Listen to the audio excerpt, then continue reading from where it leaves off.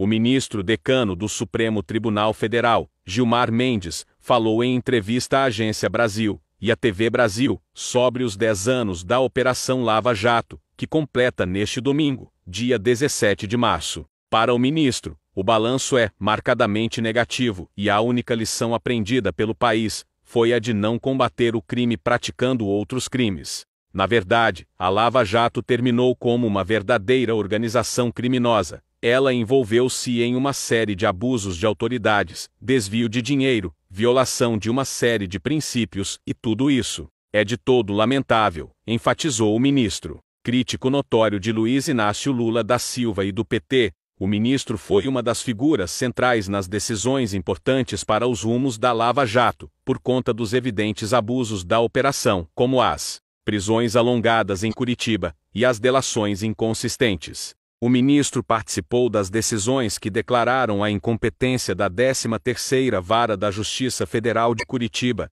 e anulou as ações penais contra Lula. O magistrado também votou para considerar o ex-juiz Sérgio Moro parcial em processos da operação. Eu acho que a Lava Jato fez um mal enorme às instituições. Bem inspirada, talvez, no início, ela acabou produzindo uma série de distorções no sistema jurídico-político. Por isso, o meu balanço é marcadamente negativo. Depois que o Bolsonaro entrou no poder, ele deu o prazer da gente ser brasileiro novamente. Acho que foi legal aquelas 700 mil mortes lá no governo dele, por atraso na vacina. Você acha que isso foi tranquilo? É mentira. É mentira, não houve. Mentira. É mentira, não houve 700 mil mortes. Tu não teve nenhum parente que morreu na época da pandemia? Não. Não. Tudo é mentira. Tudo mentira. Eu não entendo isso. Após ser barrado no Capitólio, o Congresso dos Estados Unidos, em Washington, nesta terça-feira, 12, junto a uma comitiva de parlamentares bolsonaristas, o deputado federal Eduardo Bolsonaro fez um discurso improvisado, na rua, em que novamente se embananou ao tentar falar em inglês.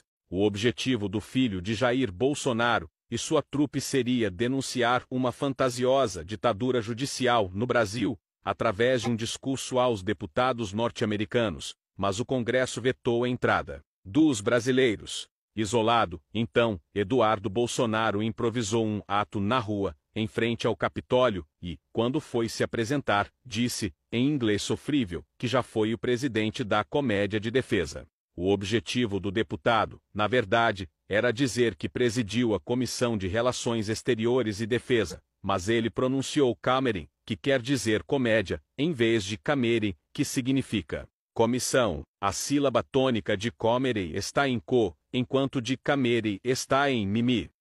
A prisão preventiva do ex-presidente Jair Bolsonaro é mais do que necessária para que possa haver a garantia da ordem pública, afirma o jurista e colunista do UOL, Walter Maerovitch, durante o UOL News da última sexta-feira, 15. O ex-chefe da Aeronáutica Carlos Almeida Batista Júnior disse em depoimento que o general e ex-comandante do Exército Freire Gomes ameaçou prender Bolsonaro por tentativa de golpe. Eu estou vendo só do aspecto jurídico, mas acho que ele continua a tentar esse golpe. Ele não parou. Talvez o que o Moraes fez ao mostrar tudo isso foi que o Bolsonaro continua atentando, agitando, perturbando, tirando a tranquilidade não só do governo, mas de todos nós. Veja o que ele fez na Paulista, veja como continuam as redes sociais. Por isso, por ele ainda estar com essa terceira fase conjecturando, executando essa terceira fase golpista, acho que diante desses depoimentos todos, agora existe motivo para a prisão preventiva do Bolsonaro. Por quê? Para a garantia da ordem pública. Desde que ele saiu, ele não parou de agitar e de tumultuar, tentando de toda forma e cooptar políticos, governadores. Veja a mudança de repente do governador do estado de São Paulo, Tarcísio de Freitas. A Secretaria de Comunicação Social do governo Lula emitiu uma resposta aos ataques feitos pelo ex-procurador da Operação Lava Jato, Carlos Fernando dos Santos Lima, em entrevista ao jornal O Estado de São Paulo, na última quarta-feira, 13.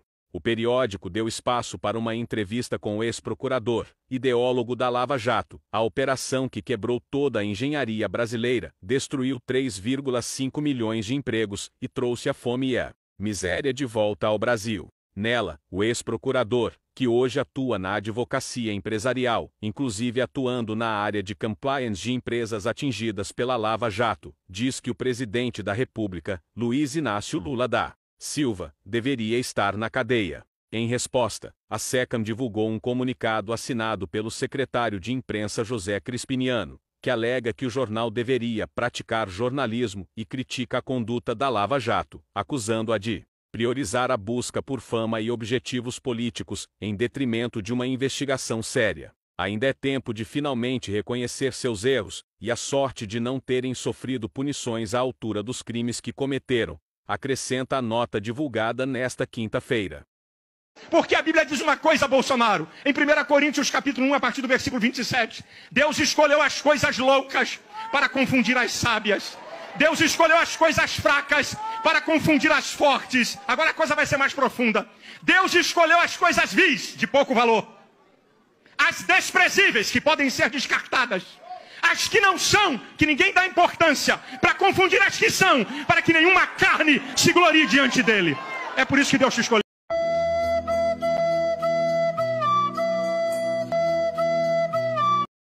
A papuda lhe espera.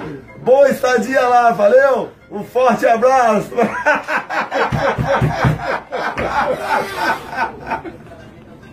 Francisco Joseli Parente Camelo, presidente do Superior Tribunal Militar, expressou sua opinião sobre a presença de militares no governo anterior, liderado por Jair Bolsonaro, chamando-a de erro. Ele fez esses comentários durante uma entrevista ao programa CNN Entrevistas no sábado 16. Acho que foi um erro, não podemos ter um governo com tantos militares, afirmou. Parente Camelo enfatizou a importância de os militares estarem subordinados ao poder civil, e destacou que o ministro da Defesa deve ser civil. Ele ressaltou que os militares têm competências específicas, como garantir os poderes constitucionais e a ordem pública, e não devem se envolver na política. O presidente do STM afirmou que os militares devem trabalhar dentro de suas competências, protegendo as fronteiras terrestres, marítimas e aeroespaciais, além de ajudar a população em momentos de desastres e calamidades, desempenhando essas funções com excelência. Nós, militares, temos que estar subordinados ao poder civil. O ministro da Defesa tem que ser civil. Nós temos a nossa competência como prevê a Constituição, a garantia dos poderes constituições e da lei da ordem. É para isso que temos que nos preparar e não se misturar com a política, disse. Quando necessário, ajudando a população em momentos de desastres, em momentos de calamidades. É isso que nós fazemos e fazemos com muita maestria.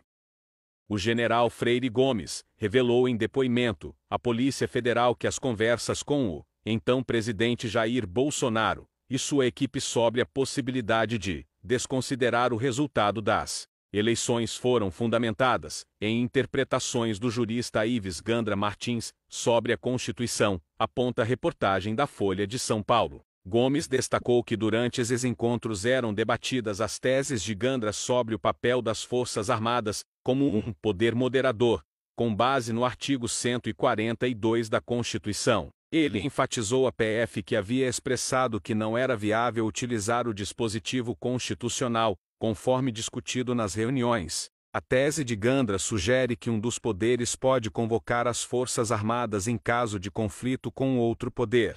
Segundo Gandra, sua interpretação do artigo 142 nunca advogou por qualquer tipo de ruptura institucional, sendo estabelecida em 1997. Ele ressaltou que sua tese sempre foi clara em não permitir a desconstituição de poderes, reforçando que uma ruptura institucional jamais seria admitida em uma Constituição democrática. A citação do jurista surge também em diálogos entre o coronel reformado Laércio Virgílio e Ailton Barros, um capitão expulso do Exército, que discutiam um possível golpe militar, em conversas com Mauro Cid, ajudante de ordens de Bolsonaro. A Lula e a FHC, eu votaria no Lula no segundo turno.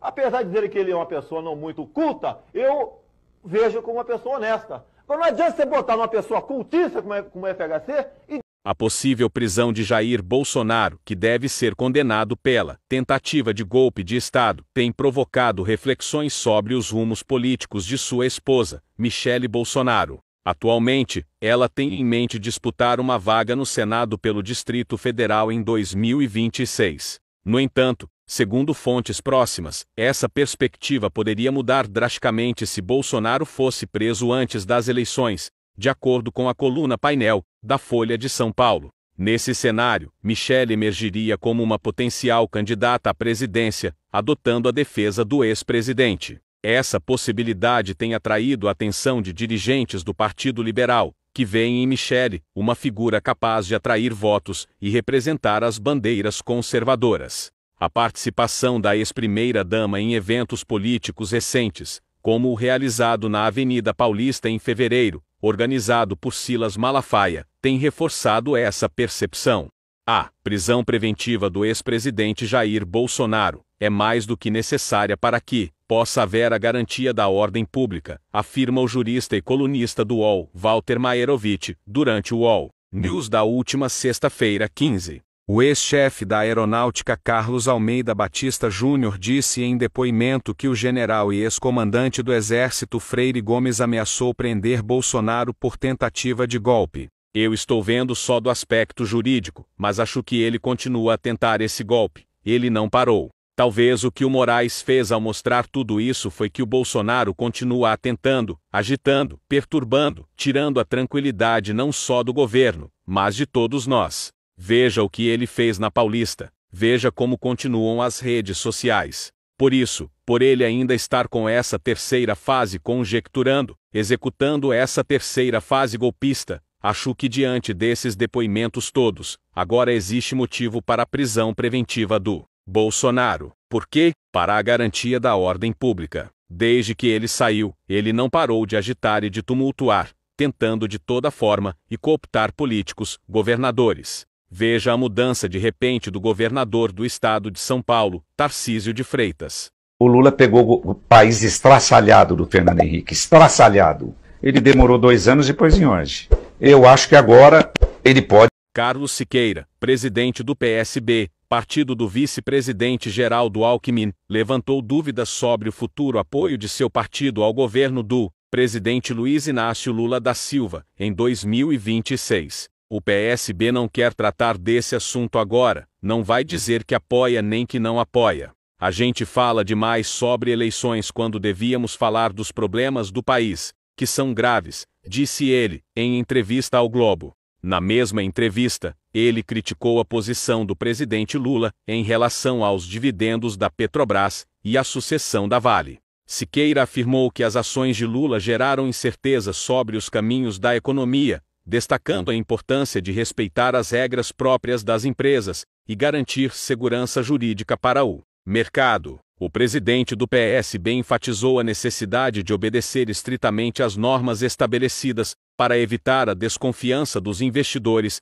e possíveis impactos negativos na economia nacional. Tanto a Vale como a Petrobras, hoje, têm uma grande presença de acionistas privados. Elas têm regras próprias, que devem ser rigorosamente obedecidas. Se isso não acontecer, você gera desconfiança do mercado sobre os rumos da economia e sobre os rumos do país do ponto de vista econômico, disse ele. O ministro Alexandre de Moraes, do STF, fez um comentário na sessão plenária desta quinta-feira, 14, do Tribunal Superior Eleitoral, do qual também é integrante e presidente, que está fazendo sucesso nas redes. O deboche, na verdade, foi sobre uma prática corriqueira e disseminada dos integrantes dos grupos criminosos de extrema-direita, que veneram o ex-presidente Jair Bolsonaro. Desde que essas franjas extremistas eclodiram no país, o ambiente virtual tornou-se um instrumento central na divulgação dos ideais golpistas, de fake news e de ameaças contra autoridades e opositores. Pois é lá, nas redes, que eles costumam postar vídeos com os mais variados tipos de crimes, mas sempre se filmando e revelando suas identidades. O modus operandi dessa milícia digital golpista, nesses últimos 5 anos, foi o mesmo. Uma fala, uma subversão, se grava, eles mesmos se gravam, é a única organização criminosa que se grava, para facilitar o trabalho da polícia. Eles se gravam e depois passam nas redes, disse o ministro, aparentemente segurando o riso. De fato, o procedimento é muito comum. Os bolsonaristas proferem ameaças, espalham informações absurdas, quando não ridículas, incentivam o golpismo e, de cara aberta, muitas vezes até se identificam dando nome completo e falando até a cidade. Pega ladrão. Pega ladrão. Com mais raiva, você é a vítima, vai. Pega ladrão. A deputada federal e presidente nacional do PT, Gleisi Hoffmann, contou que foi agredida, neste sábado 16, ao sair do Aeroporto Internacional de Natal, governador Aloysio Alves, no Rio Grande do Norte, quando cumpria a agenda do partido. Nas redes sociais, ela publicou um vídeo falando da situação. A parlamentar chegou à capital potiguar e recebeu o que chamou de uma tentativa de intimidação. O suspeito, de acordo com Hoffmann, já carrega denúncias por outros crimes e responde a inquéritos. A petista disse ainda que acionou a Polícia Federal e que está tomando as medidas judiciais. Ele serve a essa turma bolsonarista, um membro do fascismo, que usa esses métodos para tentar intimidar e constranger as pessoas, afirmou a deputada. Logo esse elemento terá de responder, financeiramente a mim, e criminalmente à sociedade, ocupando um espaço na cadeia, como aqueles seus iguais, pelos atos violentos na depredação da Praça dos Três Poderes, em Brasília, continuou a presidente do PT. Ainda no vídeo, Hoffmann agradece ao deputado federal de Natal pelo PT, Fernando Mineiro, pela ajuda em sua defesa no momento das agressões. O advogado Fábio Van Garten, ex-secretário de comunicação do governo Jair Bolsonaro, intensificou sua defesa em favor do ex-presidente nesta sexta-feira, 15, após os ex-comandantes do Exército e da Aeronáutica admitirem em depoimento à Polícia Federal que foram sondados sobre um suposto plano de golpe. Os depoimentos dos militares e de outros investigados no inquérito do golpe foram divulgados ontem, após o ministro Alexandre de Moraes, do Supremo Tribunal Federal, levantar o sigilo das declarações, que foram prestadas à PF. Fábio Van Garten, um dos advogados de Bolsonaro no caso, recorreu às redes sociais para rebater as acusações dirigidas ao ex-presidente, sem citar nomes. Tem um monte de focas adestradas, bajuladores natos, que falavam o que queriam para ganhar segundos de atenção e notoriedade. Quando apertados, se escondem e ou se portam feito melhores amigos de infância de quem sempre repudiaram, escreveu o advogado. São notas de 3. São amigos do poder da vez. A insignificância é a maior e melhor característica. Engodos lato sensu, deslumbrados pelos microfones, garçons e motoristas. Medíocres, finalizou Fábio Van Garten. Olá, gados velhos. Não sei se vocês notaram minha calça nova, e isso mesmo. Estarei lançando até dia 25 antes de ir para a Papuda. Se você quiser adquirir, custa somente R$5.000 na promoção. Acessando o site boinarostory.com.guampa, você ganha 1% de desconto. Qualquer nação democrática, se um governo está bem, continua lá. Mantém ele lá. Tá mal? Chega! Zé Fini! Já era! Não dá mais não! Já tiveram... A Secretaria de Comunicação Social do governo Lula emitiu uma resposta aos ataques feitos pelo ex-procurador da Operação Lava Jato, Carlos Fernando dos Santos Lima, em entrevista ao jornal O Estado de São Paulo, na última quarta-feira, 13. O periódico deu espaço para uma entrevista com o ex-procurador, ideólogo da Lava Jato, a operação que quebrou toda a engenharia brasileira, destruiu 3,5 milhões de empregos e trouxe a fome e a miséria de volta ao Brasil. Nela, o ex-procurador, que hoje atua na advocacia empresarial, inclusive atuando na área de compliance de empresas atingidas pela Lava Jato, diz que o presidente da República, Luiz Inácio Lula da Silva, deveria estar na cadeia. Em resposta, a SECAM divulgou um comunicado assinado pelo secretário de imprensa José Crispiniano, que alega que o jornal deveria praticar jornalismo e critica a conduta da Lava Jato, acusando-a de priorizar a busca por fama e objetivos políticos, em detrimento de uma investigação séria. Ainda é tempo de finalmente reconhecer seus erros, e a sorte de não terem sofrido punições à altura dos crimes que cometeram, acrescenta a nota divulgada nesta quinta-feira.